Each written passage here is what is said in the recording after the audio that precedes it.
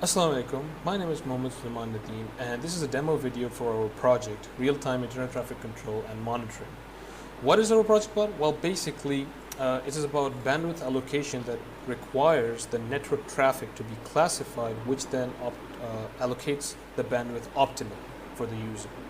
Our project is divided into multiple parts, and we'll be talking about the first part now, which is data capture. This is achieved by this software called FYP. Now, FYP is basically a software that captures the data in real time, the network traffic in real time. Right now, because I'm on my home network, you only see a few devices, which are 8 number of devices, and the number of traffic examples being generated are 32 to 33.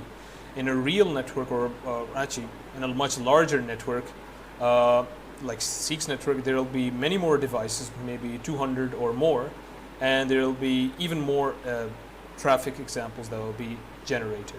And you can see that network traffic is being captured in real time over here. Now we'll be moving on to the next part.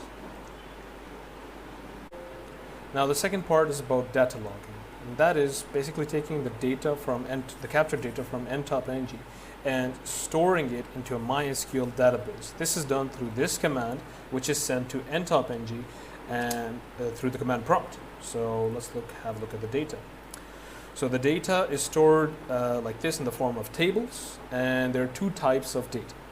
There's the one which is identified by DPI and the other one which isn't.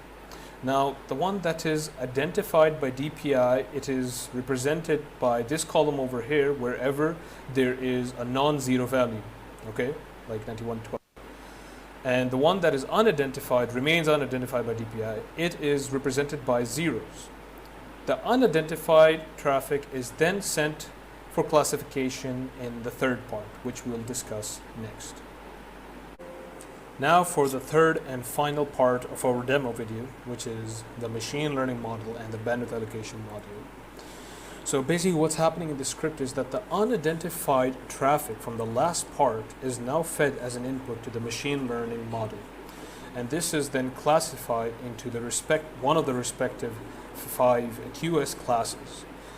That output is then combined with the DPI identified traffic, and after the combination, it is sent as an input to the bandwidth allocation module, which is shown over here. Now what this module does is that it takes the input that I mentioned, and it basically allocates the bandwidth based on the volume and the priority that was set for each and every single class by the network administrator. And you can see clearly that this is working extremely fast, and it would be even faster if I didn't print these values out, but this is just to show you how fast it actually really is, and it could be much faster.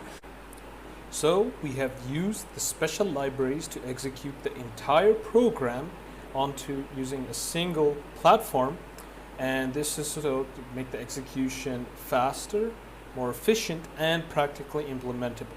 So that's all, and thank you for your time.